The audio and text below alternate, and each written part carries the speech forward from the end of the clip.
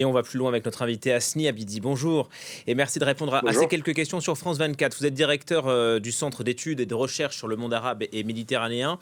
Anthony Blinken, on l'a compris, dit que c'est peut-être la dernière chance pour une trêve à Gaza. Est-ce que le timing est, selon vous, propice à un accord? Le timing est propice. Il y a des efforts qui ont été faits à Doha et même un progrès. La constitution de quatre commissions chargées d'étudier les questions qui sont clivantes. Ce qui manque, c'est une pression importante de la part des États-Unis sur Benjamin Netanyahou. Il est clair que les conditions renouvelées de Benjamin Netanyahou, notamment la question de contrôle de déplacer du sud vers le nord, mais aussi la frontière ou ce qu'on appelle l'axe Philadelphie, pose des problèmes énorme pour les négociateurs. Vous savez que la question de Hamas, le Hamas n'a jamais négocié d'une manière directe. Les Égyptiens et les Qataris se sont engagés à consulter le Hamas. Donc aujourd'hui, on voit bien que les Américains ciblent plutôt leur allié Israël. Mais Blinken demande et à Israël et au Hamas de ne pas faire dérailler les efforts pour une trêve à Gaza. Est-ce que vous diriez que le ton a changé, que les Américains mettent finalement la pression autant sur l'un que sur l'autre? D'abord, sur la partie de Hamas, je pense que les efforts et les pressions exercées par les États-Unis sur l'Égypte et sur le Qatar ont payé. On voit bien aujourd'hui que l'émir du Qatar en personne, le Premier ministre, le ministre des Affaires étrangères, prennent les choses au sérieux. En revanche, la pression américaine sur Israël, là, elle pose problème parce qu'on sait très bien, sans utilisation de moyens de pression, de levier dont disposent les États-Unis, il est très difficile de faire changer Benjamin Netanyahou sur cette position dans la mesure où pour lui, il faut gagner plus de temps, il faut des performances militaires, il faut sauver ou assurer la survie politique de son gouvernement, ce qui est contraire vraiment au principe des négociations. On parie sur les efforts de ces quatre commissions qui sont toujours en réunion et qui doivent se déplacer au Caire pour proposer une nouvelle mouture. C'est rare que les Américains, en 24 heures, proposent une nouvelle formulation qui essaye de combler les lacunes constatées lors des 2 jours à Doha. Et il y a en quelque sorte un emballement américain, un effort pour que, une manière pour Joe Biden peut-être de signer une dernière victoire diplomatique?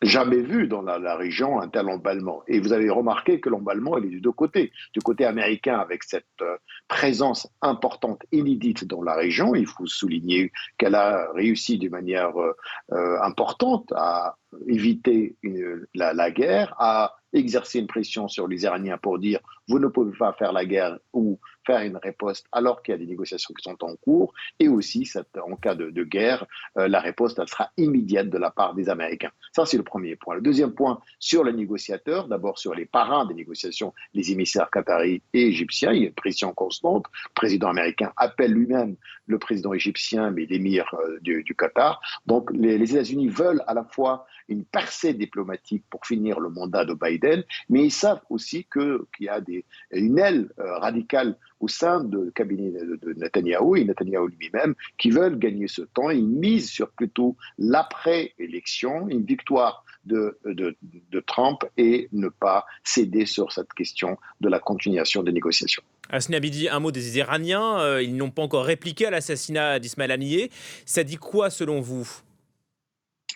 Les Iraniens, à mon sens, étaient réceptifs à cette idée de ne pas tomber dans le piège de Benjamin Netanyahou, c'est-à-dire une riposte, comme ils disent, forte et douloureuse, mais plutôt observer ou continuer cette retenue en donnant une chance supplémentaire aux négociations.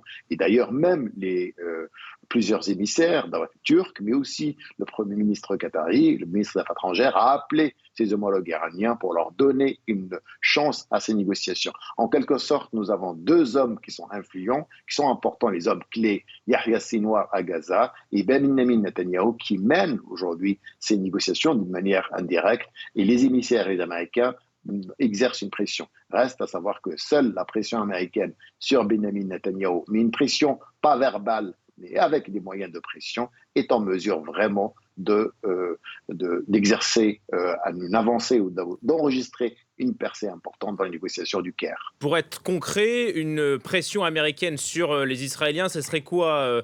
De suspendre en quelque sorte l'aide militaire américaine aux Israéliens?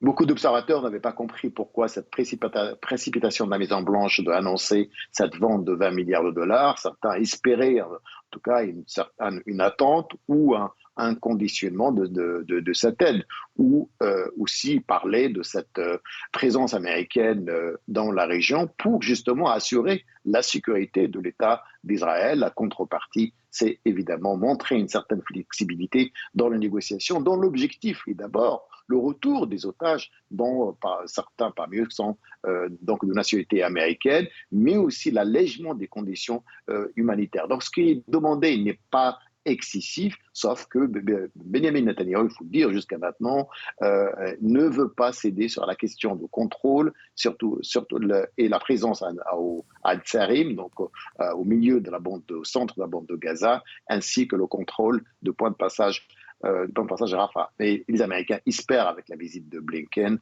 aboutir à un changement de position de la part de Benjamin Netanyahu. Une dernière question, Hasni Abidi, vous voyez le dénouement de... Est-ce que cette fois, il peut y avoir une trêve, alors que, je le disais, Anthony Blinken a fait des allers-retours incessants au Proche-Orient? Mais malgré les difficultés après l'assassinat d'Ismaël Haniyeh, c'est une perte parce que l'homme était capable lui-même de discuter avec toutes les parties palestiniennes.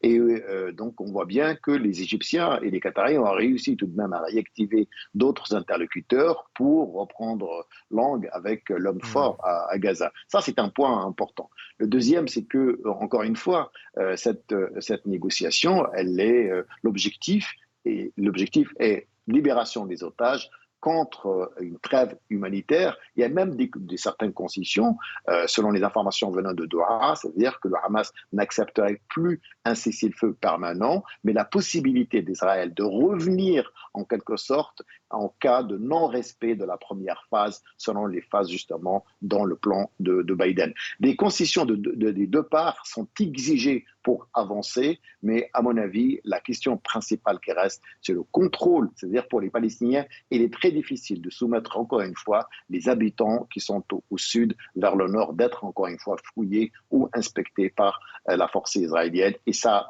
permanence aussi dans la bande de Gaza est difficilement acceptable. Merci beaucoup, Hasni Abidi, pour votre analyse sur cette dernière chance donc évoquée par Anthony Blinken au Proche-Orient.